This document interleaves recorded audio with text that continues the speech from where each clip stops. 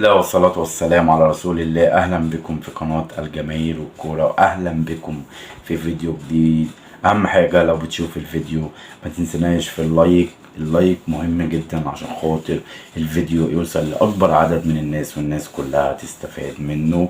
يلا بينا عشان ما اطولش عليك. النهاردة هقول لك مواعيد مباريات المنتخب المصري في تصفيات كأس العالم 2026 اللي هتقام في أمريكا وكندا والمكسيك. وإن شاء الله بإذن الله هعمل لك حلقة هتكون فيها كل تفاصيل ازاي هيتلعب كاس العالم في 3 دول، وازاي هيكون 48، وازاي هيمشي التقسيمه بتاعه البطوله والعدد المجموعات. كل التفاصيل دي عامله لك في فيديو مفصل. خلينا نرجع لموضوع حلقتنا النهارده، وهي مواعيد مباريات مصر في تصفيات كاس العالم 2026.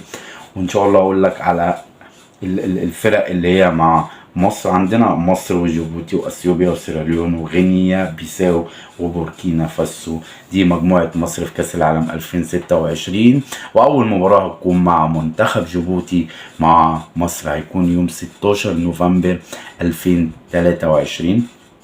تاني مباراة للمنتخب المصري هتكون مع المنتخب الأثيوبي، ودي هتكون في القاهرة يوم 21 نوفمبر 2023. تالت مباراة للمنتخب المصري هتكون مع سيراليون، ودي هتكون في القاهرة يوم 6 يونيو 2024.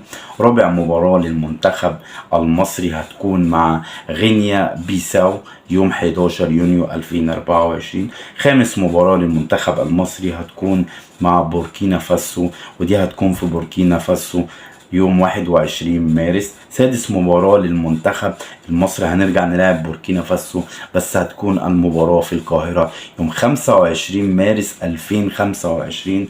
وسابع مباراة للمنتخب المصري هتكون مع المنتخب الجيبوتي، ودي هتكون في القاهرة بتاريخ 4 سبتمبر 2025. وتامن مباراة للمنتخب المصري هتكون مع المنتخب الأثيوبي، ودي هتكون يوم 9 سبتمبر 2025. وتاسع مباراة للمنتخب المصري هتكون مع سيراليون يوم 9 أكتوبر 2025. وعاشر مباراة والمباراة الأخيرة للمنتخب المصري هتكون مع غينيا بيساو، ودي هتكون في القاهرة إن شاء الله بإذن الله.